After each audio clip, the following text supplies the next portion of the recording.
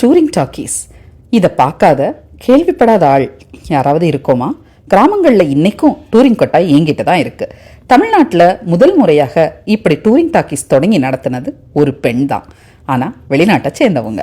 Mrs Kluge அப்படின்ற அந்த பெண்மணி Chennai George Town Pophams Broadway 16ஆம் நம்பர் கட்டடத்தோட மாடியில் 1911ஆம் ஆண்டு ஏப்ரல் மாதம் மெட்ராஸோட முதல் டூரிங் டாக்கீஸை நிறுவனாங்க. அதுக்கு பேரு பிராட்வே பயாஸ்கோப். மெட்ராஸோட ஒரே நிரந்தர பயாஸ்கோப் அப்படின்னு தான் மெட்ராஸ் டைம்ஸ் இதழ் பிராட்வே பயாஸ்கோப் பற்றி எழுதுச்சு. யார் இந்த க்ளூக்? ஹங்கேரி நாட்டை சேர்ந்த ஃப்ரீடான்ற பெண் அவங்க.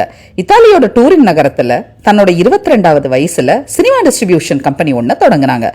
6 மொழிகள்ல பேசவும் எழுதவும் கூடியவங்க. இந்தியா மாதிரி நாட்டுல சினிமா விநியோகம் பண்ணினா பணம் சம்பாதிக்கலாங்கிற ஆசையில மெட்ராஸுக்கு வராங்க. வந்தவங்க பிராட்வேல இந்த பயோஸ்கோப் நிறுவி விளம்பரங்கள் தராங்க.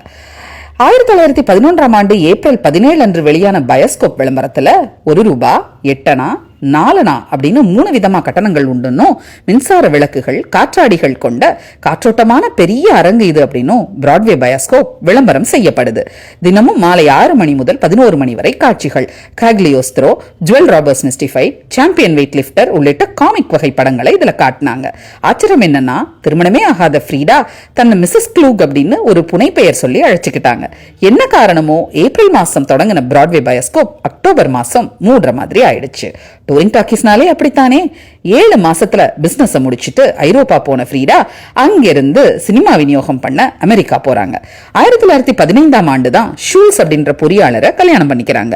கல்யாணமான பொண்ணா தன்னை காட்டிக்கிட்டா மெட்ராஸ் மாதிரி இடத்துல பாதுகாப்பு இருக்கும் அப்படின்னு ஃப்ரீடா நினைச்சிருக்கலாம்னு வரலாற்று ஆய்வாளர் ஸ்டீவ் புத்னம் ஹியூஸ் சொல்றாரு. இதுல என்ன சந்தேகம்? தனியா கடல் கடந்து கல்யாணமாகாத பொண்ணு ஒருத்தங்க பிசினஸ் பண்றதெல்லாம் 1910 சாத்தியமா என்ன?